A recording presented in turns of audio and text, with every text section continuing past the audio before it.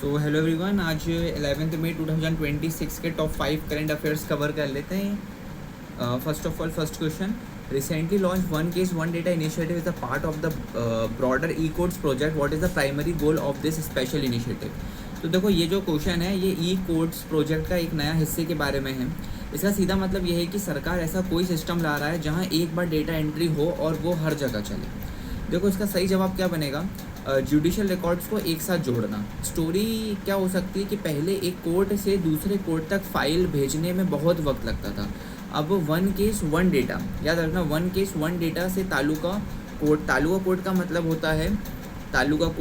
होता है, छोटे कोर्ट से लेकर सुप्रीम कोर्ट तक सब कुछ एक ही डिजिटल पोर्टल पर होगा, जिससे जज और वकील ना तुरंत सारे रिकॉर्ड देख पाएंगे। तो उसका जो आंसर बनेगा वो बनेगा to integrate judicial records from taluka courts to the apex court into a unified system. Now the next one, the Indian Air Force organized a special commemorative event in May 2026 to mark the anniversary of a major successful air operation carried out by the force. What was the name of the event? तो देखो, Indian air force ने मई 2026 में एक बहुत बड़ी कममेमोरेटिव run, मतलब यानी यादगार दौड़ सॉर्ट ऑफ कुछ करवाई।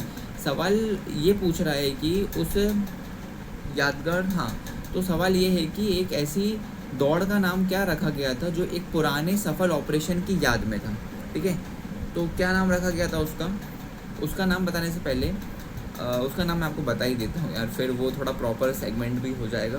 तो क्या होता है, इसका आंसर जो है वो है ओपी सिंदूर कममेमोरेटिव रन। सो हाँ, ओपी सिंदूर कममेमोरेटिव रन, स्टोरी बताता हूँ मैं इसके बारे में कि दिल्ली में 88 आवर की ये नॉन स्टॉप रन हुई थी। इसका जो मेन कॉन्सेप्ट था वो था हमारे आईएएफ के वीरों की बहादुरी को याद करना और उनके पुराने सक्सेसफुल ऑपरेशंस का जश्न मनाना, जिसमें 600 से ज़्यादा जवानों ने क्या लिया था, हिस्सा लिया था। ओके, तो इसका आंसर क्या है? ओपी सिंदूर कममेमोरेटिव रन।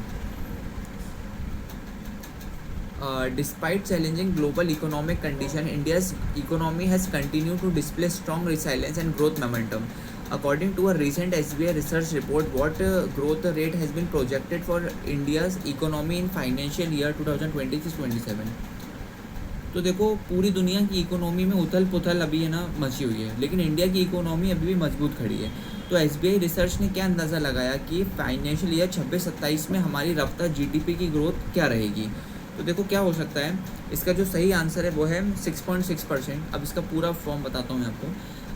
देखो क्या है, लॉजिक ये है कि इंडिया में लोगों की खरीदने की क्षमता और बैंकों को कर्ज देना, लाइक क्रेडिट ग्रोथ बढ़ रहा है। तो एसबीआई के मुताबिक ये 6.6% की ग्रोथ दिखती है कि इंडिया आने वाले साल में भी दुनिया की सबसे तेज़ी से बढ़ती इकोनॉमी बना रहेगा। Fourth one, India has achieved a major milestone in the clean energy sector by becoming one of the world leading nations in installed renewable energy capacity. What is India's current global rank in installed renewable energy capacity? देखो, India अब धुआं देने वाली like बिजली, कोयला छोड़कर सूरज और हवा मीन्स क्लीन एनर्जी से बिजली बनाने में वर्ल्ड लीडर बन रहा है। सवाल ये है कि इंस्टॉल्ड कैपेसिटी के हिसाब से हम दुनिया में कौन से नंबर पर हैं। तो देखो, देखा जाए, मैं आपको बताता हूँ अभी हम कौन से पे, अभी हम थर्ड पोजीशन पे, थर्ड नंबर पे हैं। स्टोरी इसके बारे में बताता हूँ कि इंडिया ने पीछे कुछ सालों में सोलर मॉड्यूल बनाने की कैपेसिटी को डबल कर दिया है। अब हम सिर्फ चाइना और यूएसए से पीछे हैं, बाकी पूरी दुनिया को पीछे छोड़कर अब हम टॉप 3 क्लीन एनर्जी कंट्रीज में शामिल हो चुके हैं। Now the last one, The government of India has introduced a new rural employment framework under the Viksit Bharat Guarantee for Rozgar and Ajivika Mission Gramin Act 2025. From which date will the new act come into force nationwide?